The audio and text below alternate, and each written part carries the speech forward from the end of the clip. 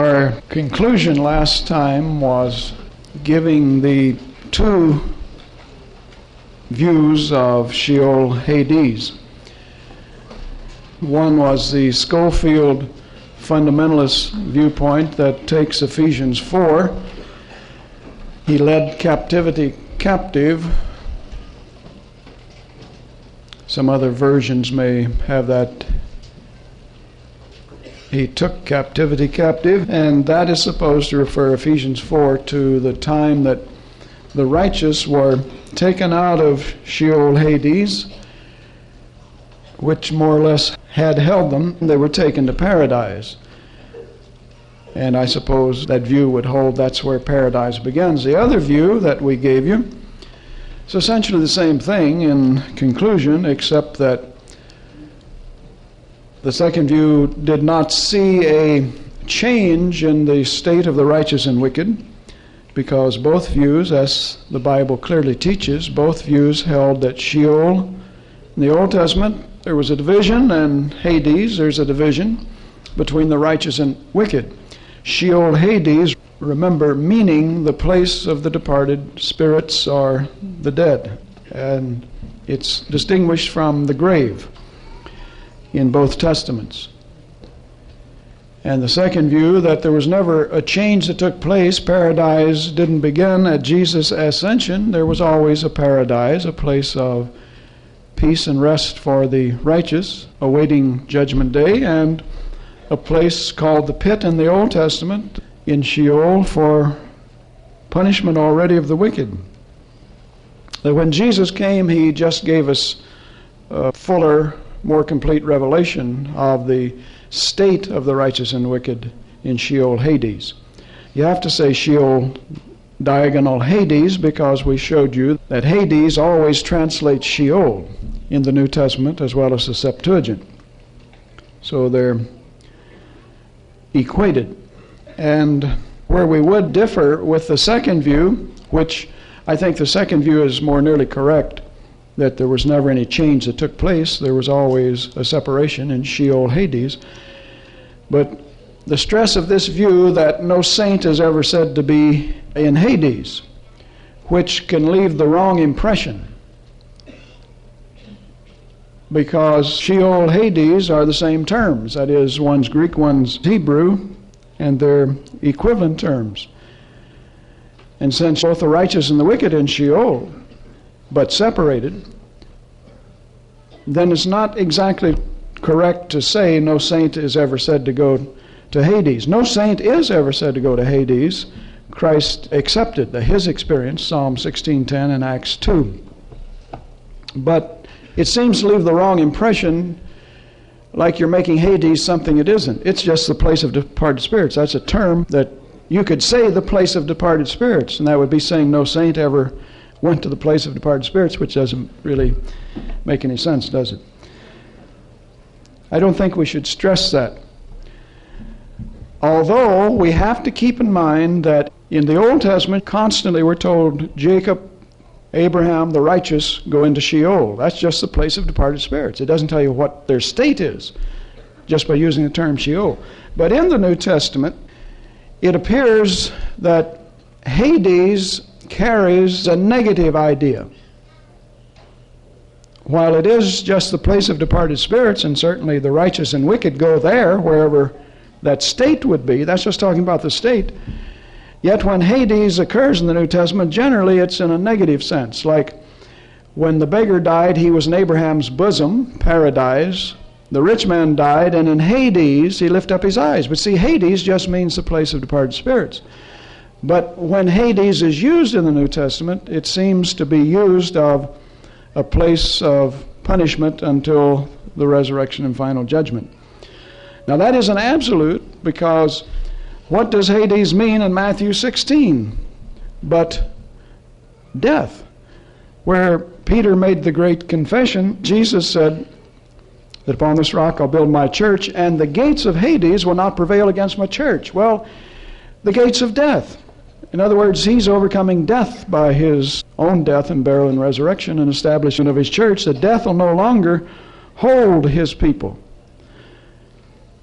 And so there it's not given in the sense that it's a place of punishment, but a place or realm of the dead. Death will no longer hold the Christian.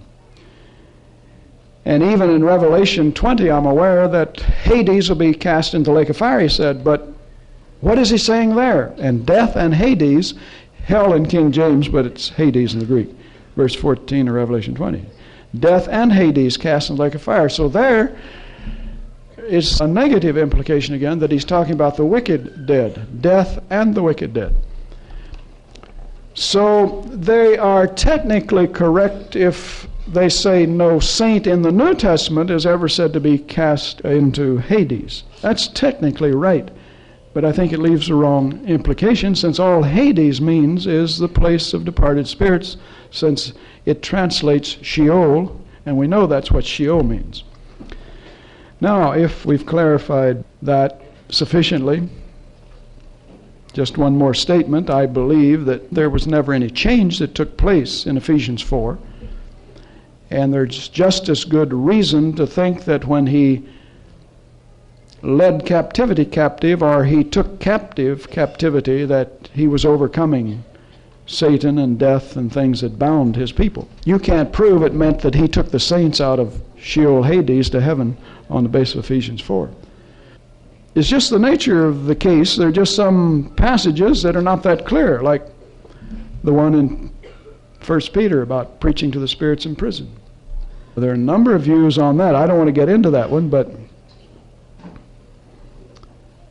the JDS theorists like to use that one, but there are various views and interpretations, and one of them is that the Spirit of Christ was preaching in Noah back in the days before the flood, because he makes reference to that he preached to those spirits in prison, who lived before the flood. And so there are just some passages that, well, if you want to write a book and be dogmatic, go ahead, but I just have to be honest. I don't know absolutely what he meant or implied by it. That's just the nature of it. Perhaps before he comes, he'll reveal all of those things to us, and we'll have another study on it. It's easy to be dogmatic, but there are various views on certain passages, and like with this, it doesn't really matter in the final analysis where you follow Schofield or whether you follow the second view we gave you, because you essentially end up the same place, that the righteous are now in paradise and the wicked are in punishment. But we try to help you to understand these passages. Now we come to Sheol, Hades, and Gehenna. A few words about that. The Scriptures never confuse these three, Old or New Testament. Sheol, we've already given you. Hades, we've discussed. In the Old Testament, there is a reference to what the New Testament and Jesus calls Gehenna. We've given you some study on that, so I won't go into detail on that, but in Jeremiah 7, it speaks of Tophet, T-O-P-H-E-T, that we gave you last week, and Tophet was the place where child sacrifice was made, and as a result of that, that term is used in various places in the Old Testament. Like in Jeremiah 7, it comes to be a place where God is going to punish the wicked. Tophet being a place of burning. Tophet happened to be in the valley of Hinnom, a man named Hinnom. He owned the valley. And in Hebrew, valley of Hinnom is Gehinnom. And Jesus uses this, the Greek expression of it, Gehenna, and it's translated as hellfire, but it's equivalent to the lake of fire. Jeremiah 7, we'll just look briefly at some of these passages where you see Tophet refers to a place of burning and a place of punishment, and in these passages you see, even in the Old Testament, God speaking of fire and brimstone as punishment. That isn't just a New Testament doctrine, that hell or Gehenna or the lake of fire consists of fire and brimstone. At least the terminology is that, and that it is eternal. And you see that already in the Old Testament. So in these passages we'll see those two things. The wicked are characterized as being punished with fire and brimstone, and also punished eternally. one or both in these passages. Verse 31, and they have built the high places of Tophet, which is in the valley of the son of Hinnom. Now, valley of Hinnom, if you pronounced it Hebrew, would be Gehinnom, or Gehenna if you speak Greek. The son of Hinnom, to burn their sons and their daughters in the fire, which I commanded them not, neither came it into my heart. Therefore, behold, the days come, saith the Lord, that it shall no more be called Tophet, nor the valley of the son of Hinnom, but the valley of slaughter. For they shall bury in Tophet till there be no place, and the carcasses of this people shall be meat for the fowls of heaven and the beasts of the earth. So there he speaks about using Tophet and the valley of Hinnom, where human sacrifices were made through the fire, and he's going to use that as a place of punishment for the wicked. And then in Psalm 11:6, we see it described as a place of fire and brimstone. I believe this is the first mention of it, where Jeremiah speaks of it as a place of punishment. Then in Psalm 11:6, he says, upon the wicked he will rain snares, fire and brimstone, and a horrible tempest, and this shall be the portion of their cup. In other words, the New Testament doctrine of fire and brimstone for the punishment of the wicked is from the Old Testament. Then we turn over to Isaiah 30 and verse 33.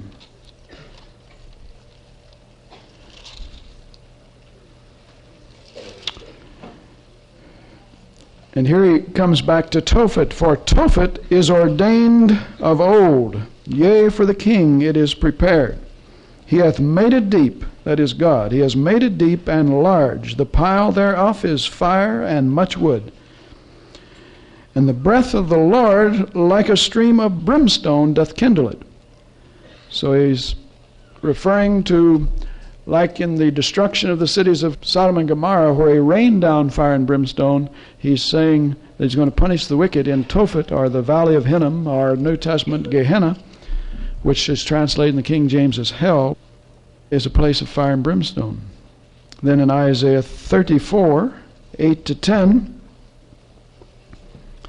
I believe here's where he speaks of it also as eternal. Verse 8, for it is the day of the Lord's vengeance, and the year of recompense for the controversy of Zion. And the streams thereof shall be turned into pitch, and dust thereof into brimstone. And the land thereof shall become a burning pitch. It shall not be quenched night or day. The smoke thereof shall go up forever. From generation to generation it shall lie waste, and none shall pass through it forever. So there's your fire and brimstone, plus the fact that Gehenna, or the valley of Hinnom, is going to be eternal punishment in fire and brimstone. Then Isaiah 66:24 certainly speaks of eternal punishment of the wicked. The Adventists and those who deny eternal punishment have little trouble with these verses that we're reading. And they shall go forth, the righteous, and look upon the carcasses of the men that have transgressed against me. And then here's where Jesus gets his teaching on this. For their worm shall not die, neither shall their fire be quenched. They shall be abhorring to all flesh. And of course in Revelation he says that we'll see the smoke of their torment go up forever and ever. And those who deny eternal punishment, of course, can't get around those verses.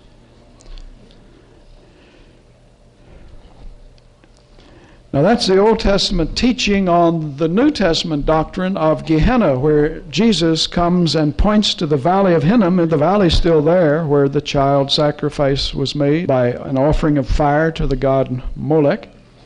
He points to that and says, you know, it's better to come into life maimed. If your members of your body, your eyes are causing you to stumble, it's better to come into life maimed than to be cast into eternal fire where the worm does not die and the fire is not quenched. I've got Matthew 18, 8 and 9. Let me read that to you. Wherefore, if thy hand does offend thee, cut it off. Cast your hands from thee, for it's better to enter into life maimed rather than having two hands to be cast into everlasting fire. You see, it's everlasting. If your eye offends you, pluck it out. It's better to be in life with one eye rather than having two eyes, to be cast into, King James says, hellfire. The Greek is the fire of Gehenna. The fire of the valley of Hinnom is what he said. But by this time, you see, from the Old Testament time of teaching on Gehenna and the place of fire, and Isaiah's statement, he made the same statement about where the worm doesn't die and the fire isn't quenched. Then by the time Jesus uses it, why, it is a known figure of what he meant. And so in the New Testament, Gehenna is no longer just the valley of Hinnom, it's the place of eternal punishment. In Revelation 20, verse 10, it's equated with the lake of fire. And of course, we've already mentioned Hades is cast into the lake of fire also in the New Testament. But our teaching is Old Testament. Now that brings us to the Babylonian Sheol, and then the Hebrew Sheol. Of course, if you were in the seminary or someplace you wrote papers on things, you could spend a lot of time with this, but we'll basically just dispose of the Babylonian Sheol as quickly as possible. The Babylonian Sheol, according to critical scholarship, and there are more critics of the Old Testament than people who believe it in the religious schools and seminaries, critical scholarship contends that the Babylonian Sheol, which is called by another name, since they didn't speak Hebrew, and the Hebrew Sheol come from the same source. The Hebrews, of course, got their ideas from the Babylonians, is the theory. But they both are essentially the same. But I'll just read you a little description of the Babylonian place of the departed spirits, and you'll see it's quite out of harmony with that taught in the Old Testament. No relationship to the Hebrew Sheol. In fact, it's quite mythological. This is a quotation. And the name of the Babylonian Sheol, by the way, is Aralu. Aralu. Aralu, A-R-A-L-U. The Babylonian Sheol is a mighty palace situated under the earth. Well, right away we got problems trying to say that the Hebrew and Babylonian concepts are essentially the same, as the critics say. They must think you never have read the Babylonian conception. But Sheol to them, Aralu, is a palace situated under the earth in the depths of the mountain called Aralu, same name. And it's approached by the great ocean in which the sun dips at evening. Found anything in the Hebrew conception of Sheol? That's the way they get into it, through the great ocean. No, generally you just die. The Babylonian Sheol is without light. It's surrounded by 7 walls. And it is provided with gates and with bars. It's covered with dust and filth, and its inhabitants wear no clothing. The food of the inhabitants is dust, unless offerings of food are received from the land of the living, the relatives, making offerings to the dead. It's getting farther and farther from the Hebrew conception. There's no distinction made between the good and the bad in the Babylonian Sheol. They are withdrawn from the control of the gods of the upper world, so there's no control by the gods once they die. But in Aralu, there are gods who control the place of departed spirits. Of course, this again would be mythological. The departed cannot enter Aralu unless they have received burial. Of course, that is completely out of harmony with the Hebrew conception, because all you have to do is die and you go into Sheol. Which brings us next to the Hebrew conception. The inhabitants of Sheol, according to the Old Testament teaching. The Old Testament, as we've said, reveals that both the righteous and the wicked are in Sheol, but they are separated. Now, some passages concerning the state of the wicked. First of all, the state of the wicked. In Sheol, death feeds upon the wicked, according to Psalm 49:14. Death feeds upon them. Secondly, they're cast into Sheol as a means of punishment. They're cast into Sheol, the wicked, as a means of punishment. That's never said of the righteous, of course. It's Psalm 9:17, Proverbs 9:18, and Isaiah 14:15.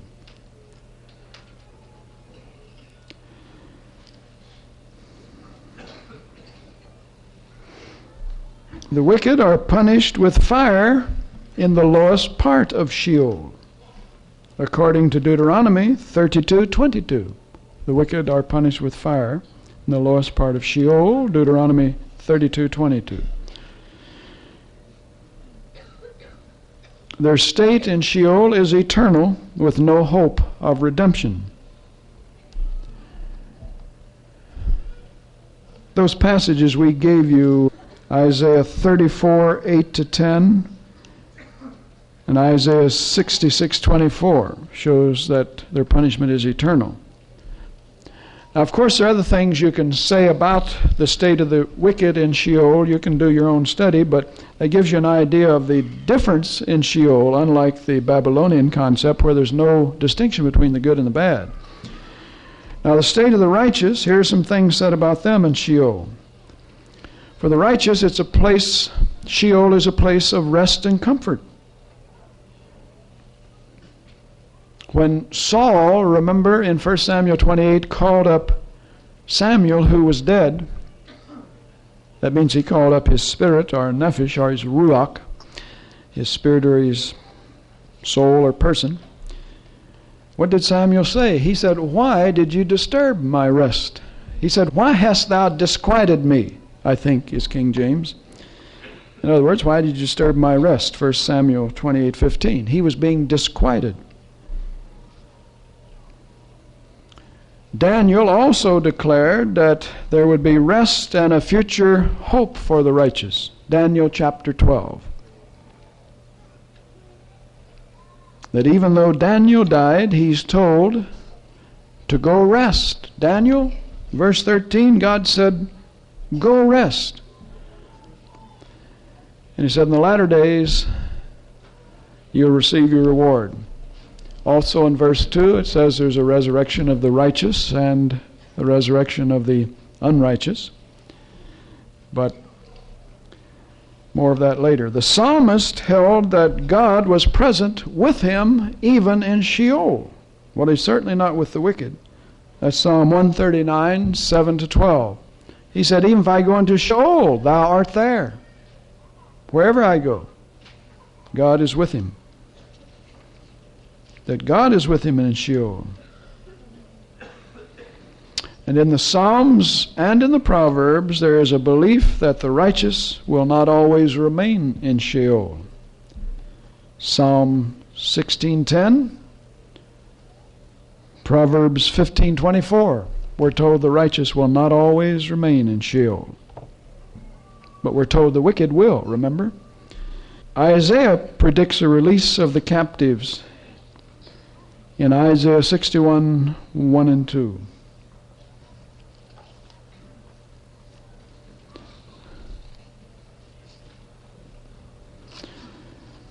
That's something of the state of the righteous and the wicked in Sheol.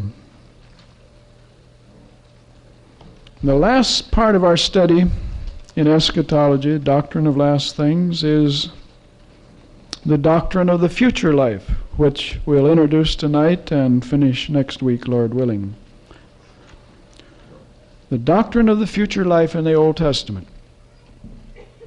Now, Israel, of course, firmly believed that there was a blessed future awaiting the righteous, even though they died and went to Sheol.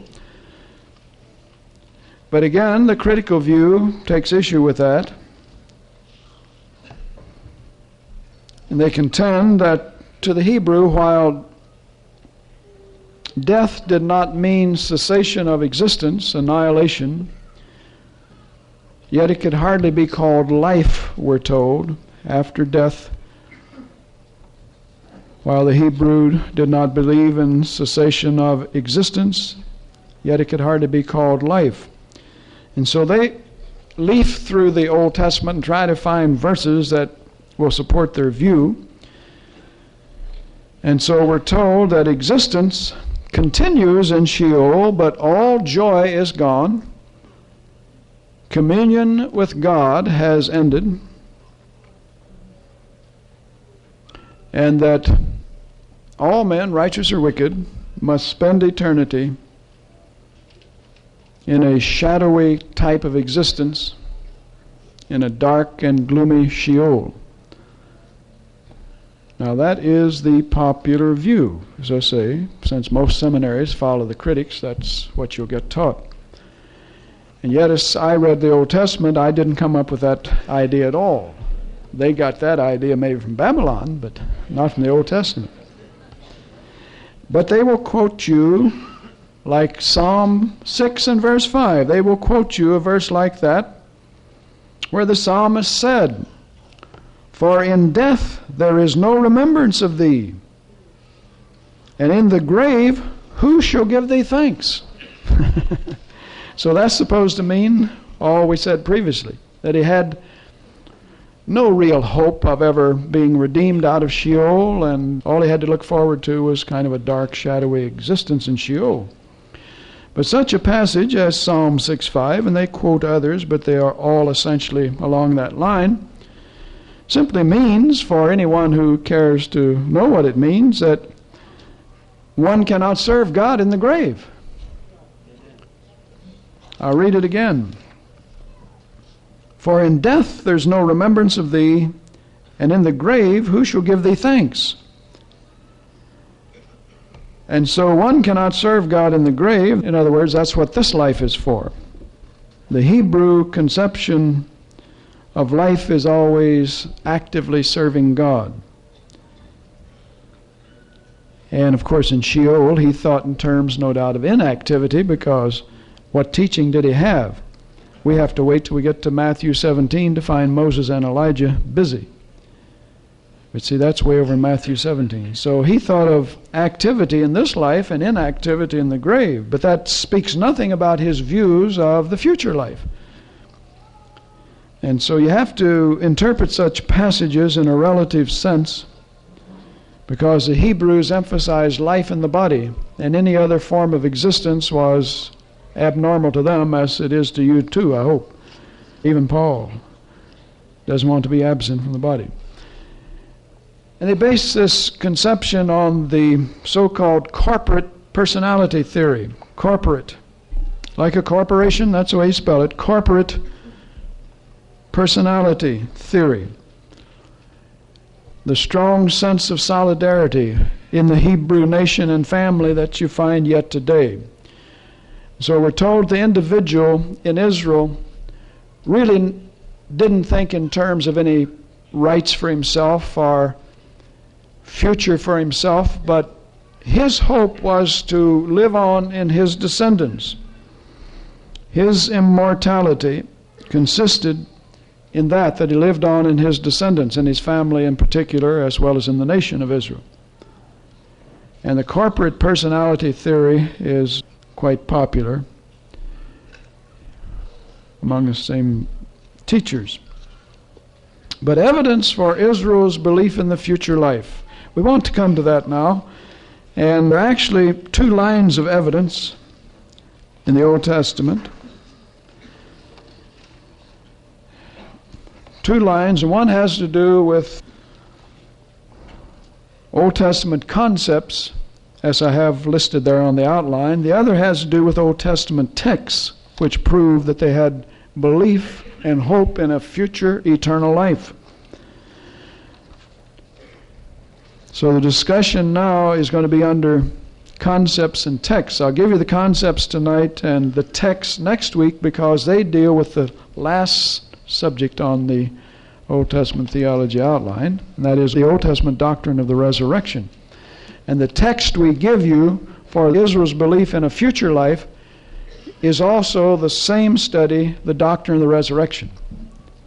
Our study of Israel's belief in the future life will be shown from Old Testament concepts that are listed there, like the phrase gathered to one's fathers and so on.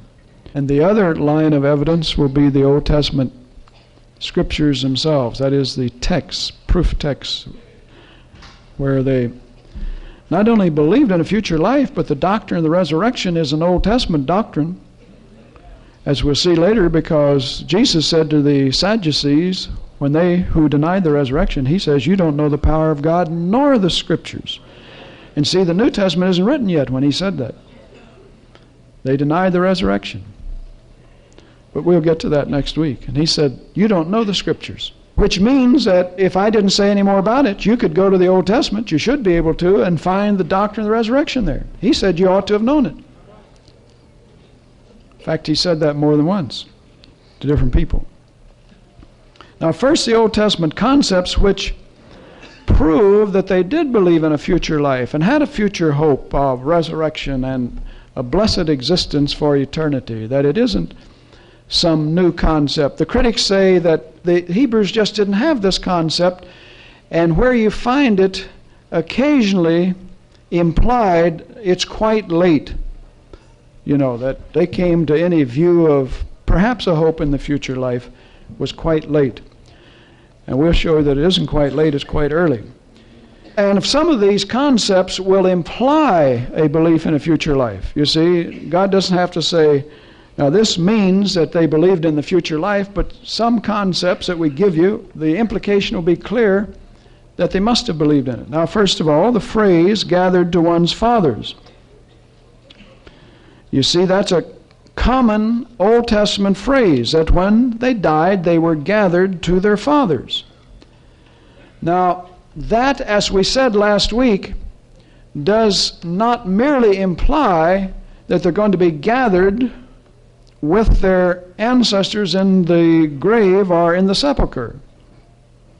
A lot of them were buried, in the same sepulcher. Several bodies in the same sepulcher. And so it can't be limited merely to mean that. And there's sufficient evidence to show that. Abraham was promised by God he would be gathered to his fathers. And yet, where were his fathers? Thousands of miles over in Mesopotamia. But when he died, we're told he was buried in the cave of Machpelah down in southern Palestine. In fact, I've been by where his tomb is. It's yet still there today. So obviously, the phrase gathered to one's fathers cannot mean merely to be gathered in the same grave or sepulcher. So when he was buried, he wasn't gathered over to Mesopotamia, but buried down below Palestine. Again, when Jacob died in Egypt, we're told he was gathered to his fathers. Genesis 49:33, gathered to his people. Although it was 70 years later, his body was carried out and buried up in Palestine. So when he died, we're told he was gathered to his fathers. So it can't mean that he was buried with his fathers, because that happened later, according to Genesis 50 and verse 3, when Joseph saw that that was taken care of. Then the death of Aaron is recorded by the same term, that he's gathered to his fathers. The death of Aaron, Numbers 20:24. And where were his fathers? Anybody want to guess? And where did he die? Anybody want to tell us? Well, his fathers are in Egypt. Remember, he comes out 400 years after Jacob went in with Moses, his brother. Says he was gathered to his fathers, and he died out there in the wilderness wanderings, he and Miriam. So it can't refer simply to them being gathered to the sepulcher, the common grave, the land or graveyard where their ancestors were buried. Sometimes, you see, that can be included, but that isn't the basic meaning of the phrase. It means that he went to be where they are. He's gathered with his fathers in the spiritual dimension. So we're saying the very phrase implies a belief in the future life. It doesn't just refer to the burial of the body. Then, secondly, on your outline, we have necromancy. Now, how would that prove belief in the future life by the Hebrews? Well,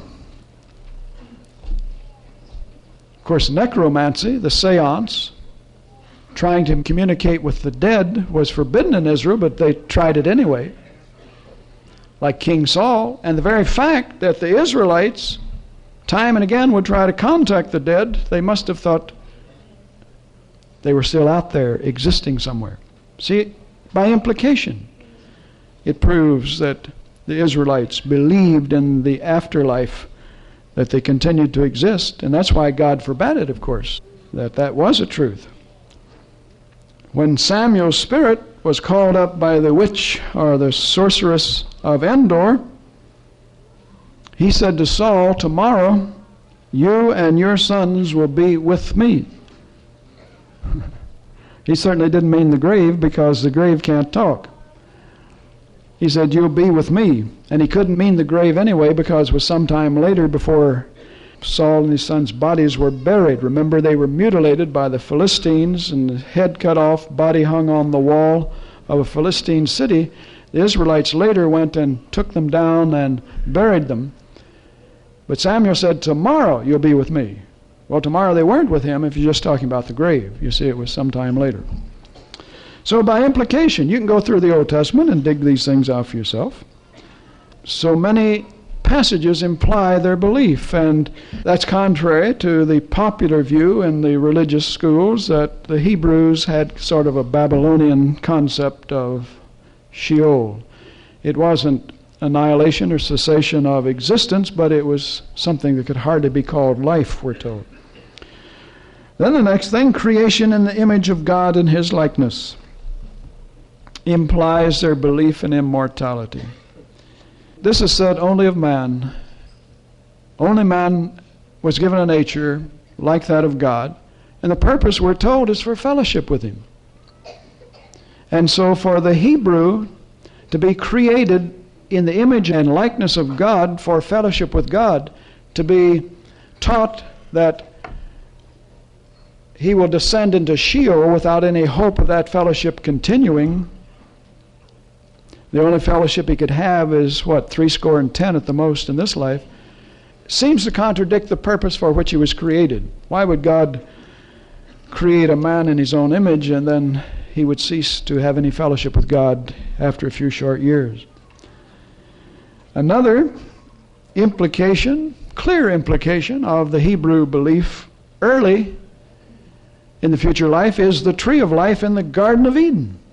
Now, while it's often overlooked, the very presence of a tree of life in the garden spoke to mankind from the very beginning of the hope of immortality. A tree of life. And to say the Hebrews came to any belief about a future life quite late, like maybe between the Testaments or whatever, overlooks the fact that right in the narratives of Genesis, the beginning narratives, we're told they believed in immortality. You couldn't talk about a tree of life and not believe in immortality. Another implication of their belief, another concept, concerns the sacredness of human life. You see, if this life ends at all, then why all of the stress in the Old Testament that we must be very careful not to take a life? The law required an eye for an eye, a tooth for a tooth, a life for life. Even with animals, there is a sense of sacredness, because the Hebrews were told not to drink their blood, because the blood, you see, is depicted as constituting the life of the animal. Life is seen to be sacred, and so there's a proclamation against murder. A garment taken in pledge is to be returned to the individual before nightfall, because you see, even as yet today, you'll see them with the outer garment on. It's a cloak, and that's his protection from the sun. If it's hot, that'll protect him on the desert. Why do you suppose Arabs and so forth bind their heads up? You think that makes them hotter? No, it makes them cooler. About all you see is the eyes, and they wear robes and all this clothing right out in the hot sun, and you're perspiring and wiping your brow if you're over there. Some of you haven't been over there, so you just have to take my word for it.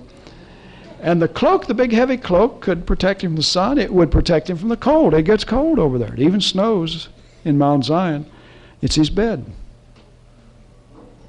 So the Old Testament forbade you taking a garment in pledge. You could take it, but forbade you keeping it overnight. You returned it to him the next morning after he protected himself from the cold, used it as his bed. He would give it back. You know what a pledge is. Here, you can hold my watch. I'll be back. I'll pay you for that gasoline. I forgot my wallet. Same idea with the garment. It's a pledge. And so life is sacred to God. God gives life. God sustains life. And the very fact that it's so sacred in the Old Testament speaks of life meaning more than physical existence for 70. Now, in connection with that, which isn't on the outline, but in connection with that is the doctrine of sacrifice, where we have a life given for a life. The life of the animal is taken to spare the life of the man. The very doctrine of sacrifice speaks of belief in immortality. Why? Well, the Hebrew conception of sin, which separated one from fellowship with God, God gave blood sacrifice to restore that fellowship and communion with Him. Why, if it's just for a few short years in this life? Why would the Hebrew even concern himself with all of the, weighty laws and rituals and concepts if this life ends at all?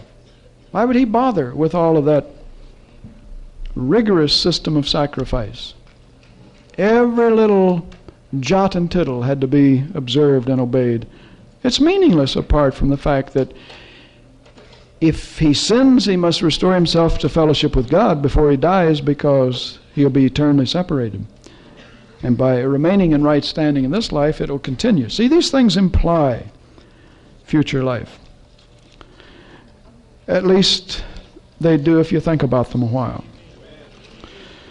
Then another concept we appeal to is the eschatology of Israel.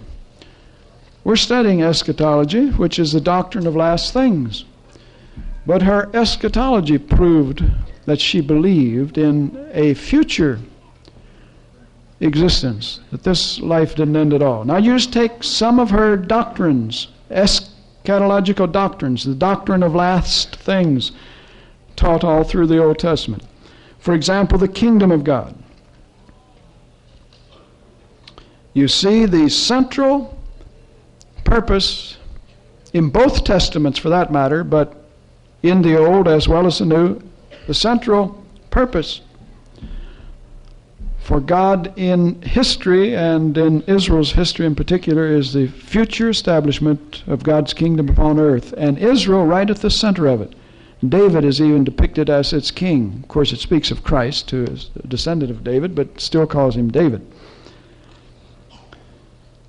And so their doctrine, which, begins quite early and goes all through the Old Testament — we've studied the doctrine of the kingdom in Old Testament theology — speaks of not just an end to things as they are, but one day God will establish His kingdom and rule over the righteous on this earth.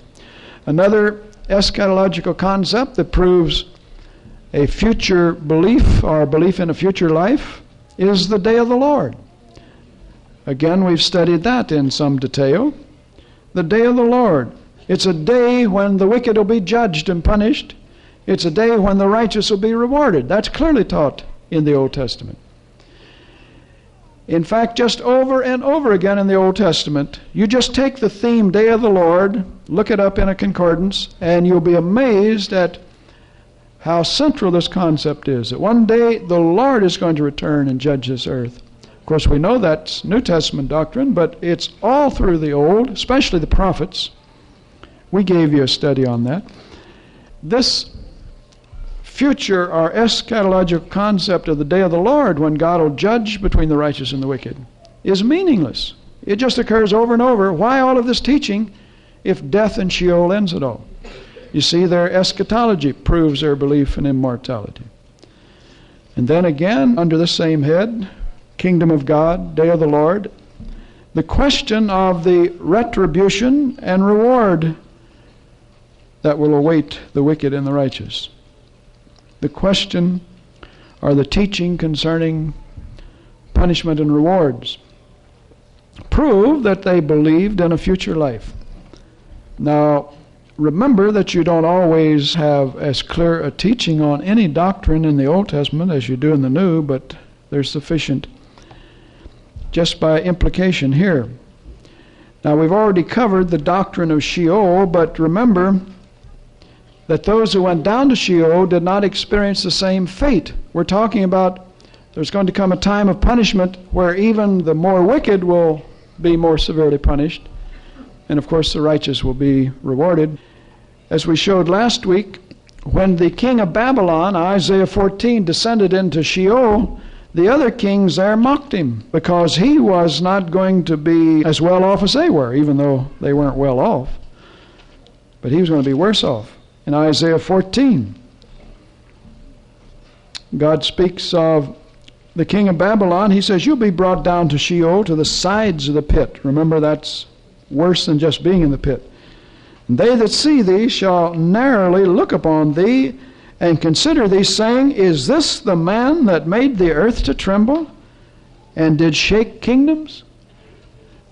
You know, they're mocking him. Is this the great king of Babylon? And remember, he's the head of gold, and the Babylonian Empire, there's never been any to compare to it, even down to this hour. The only thing that will be greater is the kingdom of God. Now, that's the whole teaching in the book of Daniel, chapter 2, that he said, Nebuchadnezzar, you are the head of gold, and anything else in that image, remember, is lesser in value.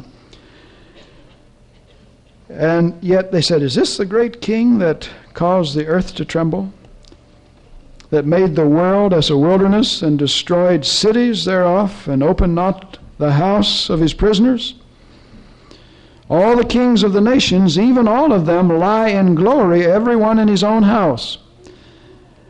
Now, the reference is here to a relative sense that the wicked kings of the earth are not in any bliss, but they have been buried, and great tombs lie in glory, everyone in his own house.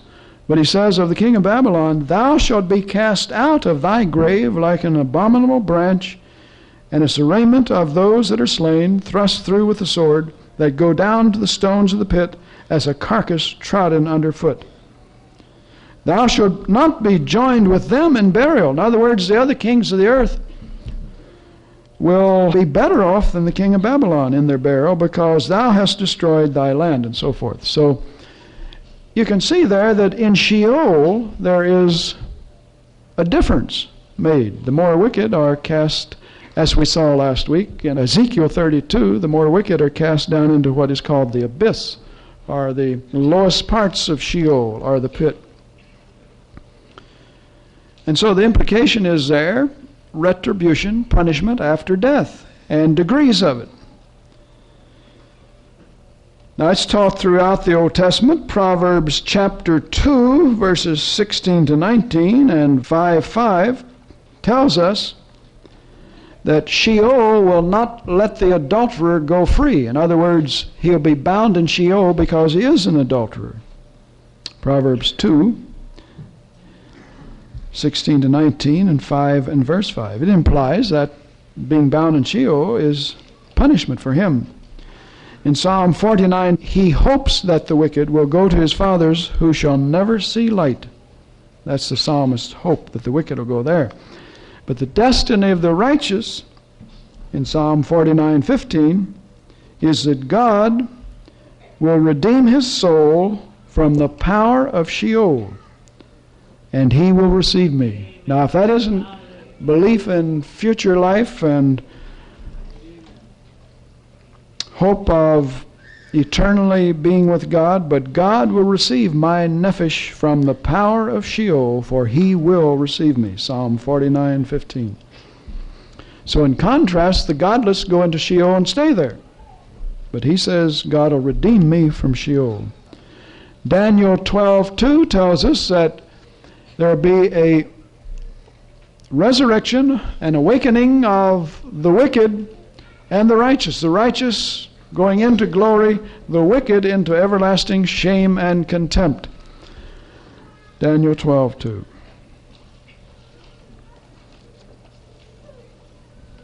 And then in Psalm 9:17, we're told Sheol will be a place of punishment. Remember, the righteous go there too. But Sheol will be a place of punishment for those who forget God. The wicked shall be turned back into Sheol, even all the nations that forget God. So Sheol, you see, is a place of punishment for the wicked. The Hebrew belief in retribution and rewards indicate belief in a future life. Of course, Isaiah 66:24 speaks of the future punishment of the wicked. Now, alongside their belief in the punishment of the wicked, we find over and over in the Old Testament the promise of life for the righteous as a reward. And again, by implication, the translation of Enoch and Elijah speaks of more than death ending at all, the grave being the only hope they had. But the very translation of Enoch and Elijah implies belief in a future life, a reward for the righteous. Why bother to translate them if they're going to evaporate?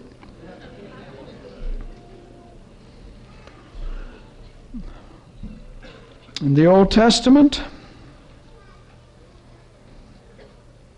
those who obey the commandments of the Lord are promised with life, and those who disobey are threatened with death. So say we could look all these up, but I've jotted them down here so you can just listen. Deuteronomy 30 and verse 15. See, I have set before thee this day life and good, or death and evil, or evil and death. Amos 5:4, seek ye me, and ye shall live. Jeremiah 21:8, behold, I set before you the way of life and the way of death. Habakkuk 2:4, the righteous man shall live in his faithfulness. And Ezekiel 18:32 and 33:10 and following promise life for the righteous. Then the book of Proverbs is filled with promises of life. If you want to find out belief in life to the righteous, read the Proverbs. Proverbs 3:21 and 22. Proverbs 12:28. In the way of righteousness is life, and the pathway thereof there is no death. Proverbs 12:28. In Proverbs 15:24, we have the hope of life set forth. Then frequently, and this is interesting, you see in the Old Testament at least 4 times, and I believe maybe 5, a reference to a book of life in which the righteous have their names written and the disobedient get their names stricken out, which is the Old Testament doctrine of disturbing the Baptists' once saved, always saved doctrine. There is a reference to a book of life. I'll give you the passages, like Psalm 69:28, a book of life in which the names of the righteous are written. Already written. Daniel 12:1. Exodus 32:32. Moses, interceding for Israel, said, Lord, if you'll save them, spare them, do it. But if not, remove even my name from the book of life. Well, God goes on to say, no, I'm going to leave yours in, but I'm taking some out. People who think their name can't get out, once it's in, the Bible says it can. which is pretty solemn, Isaiah 4:3. And perhaps Ezekiel 13:9 is a reference to that book too. Seems to be. So there are 4 or 5 references to a book of life in the Old Testament. Why a book of life if they don't have any belief in a future life? You know, so many things imply this. We're told in Psalm 49 that the rich man who trusts in his wealth will die, and Sheol will take hold of him forever. But the righteous, while he too will die, yet God will redeem his soul from the power of Sheol. And then one of the classic passages in the Old Testament that certainly teaches the future life is Psalm 73. Psalm 73. Now I have written down just the verses I want to deal with. Psalm 73 certainly speaks of how God is going to receive the righteous forever. I want to read verse 3, 5, 11, and 12 first of all from ASV. For I was envious, he says. I was envious at the arrogant when I saw the prosperity of the wicked. He's got a problem. He can't understand why the wicked prosper and the righteous seem to be going through so many trials and adverse sufferings. He said, I was envious at the arrogant when I saw the prosperity of the wicked. They're not in trouble as other men, neither are they plagued like other men, speaking of the wicked. And they say, well, how does God know? And is there any knowledge with the Most High? In other words, we're getting away with it, so he's apparently not concerned with human affairs. So eat, drink, and be merry. He says, the wicked say, how does God know? Is there any knowledge that is concerning what we're doing with the Most High? Behold, these are the wicked. And being always at ease, they increase in riches.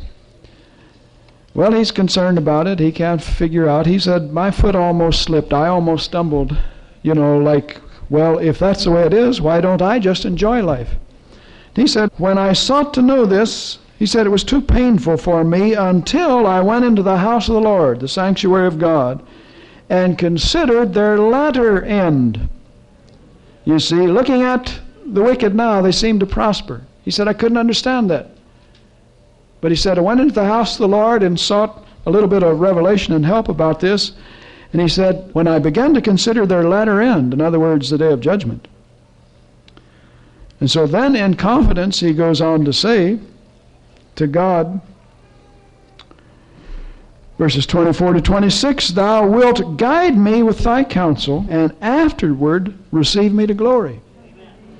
See, after he gets these things straightened out, why he said, in this life you'll guide me with your counsel. He gave him some counsel about the wicked, you see. And afterward you'll receive me to glory. Whom have I in heaven but thee, and there's none on earth that I desire besides thee. My flesh and my heart will fail. In other words, you know, his flesh may fail, and his flesh will go to the grave, but God is the strength of my heart and my portion forever.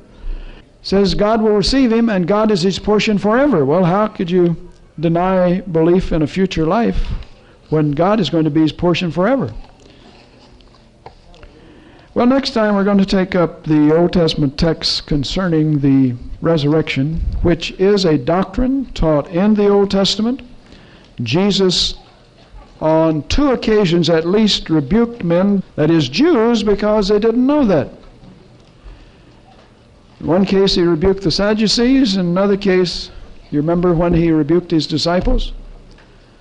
Yes, after his resurrection. He said, the Scripture spoke of these things. You should have known them. What Scripture spoke of them? They must be there in the Old Testament.